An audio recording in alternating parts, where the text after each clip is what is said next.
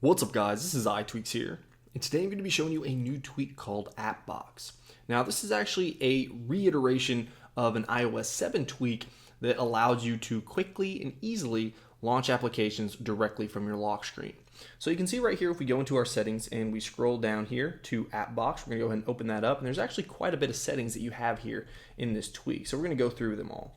So right here we have enable it, so make sure that you enable it, and then we can tap on applications. So this is going to allow you to set which applications that you want to use with AppBox. So if we tap on apps, you can see right here that these are all enabled on the lock screen. If we scroll down here, these are all the ones that are actually disabled. So you can obviously go through all these and just tap the little grabber right there and then throw it up into the enabled portion if you want it enabled.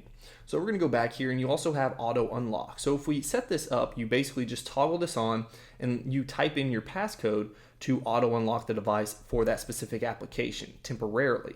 Now if we go down here, this is going to fully unlock your device, so when you close out of the application, if you launch an application from your lock screen, then it's going to stay unlocked. Up here it's just going to unlock it directly for that application.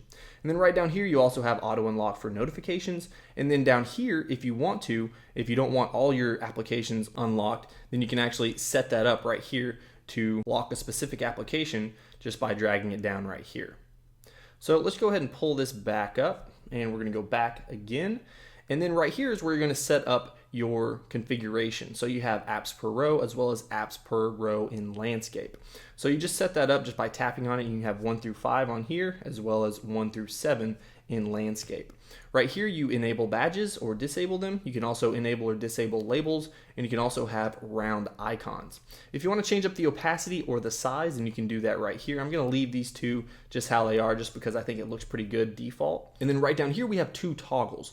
One saying that it opens up the app with a long hold, and then the long hold for the plugin apps only. So it kind of explains what it does right down here. Basically, enable open app with the long hold, which is this one right here, is going to open up the application with a long hold. And then if you want to open up the plugin for the app, then you would just do a tap.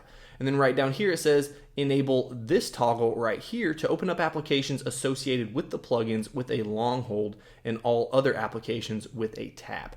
So I'm going to show you what that means. I'm going to leave these both off. Basically what you're going to do is tap on an application to open it up, and if you want to open up the plugin, then you just tap and hold if you have these two disabled. Of course you can configure that however you'd like. But right back here we're going to go back, and then you have the sleep timer. So this is obviously going to put your device to sleep after a specific amount of time if you're on the lock screen navigating through those applications. You can also disable for app view. So if you open up an app view, then this is not going to put your device to sleep. There's going to be no sleep enabled if you have this toggled on. So we'll go ahead and leave that toggled on. And then right down here we have some other options. So we have app views, and app views is basically the plugins that I was talking about earlier. So if we tap on this, you can see that these are all enabled as plugins. So you have playlist for your music application, contacts for your phone, social, notes. This is all going to make a little bit more sense once I get to the lock screen here.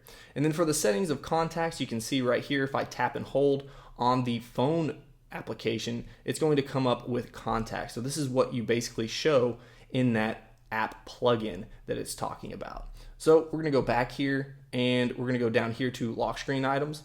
So you can actually hide some items on your lock screen if you want to do that. This is like the millionth time that you could hide stuff with a specific tweak. You can also tap right down here if you want to change the slider text. So we'll just change that to iTweaks right there, and then we'll go back. And you can also hide notifications on tap. So now let's go ahead and actually check this out after we already set this all the way up.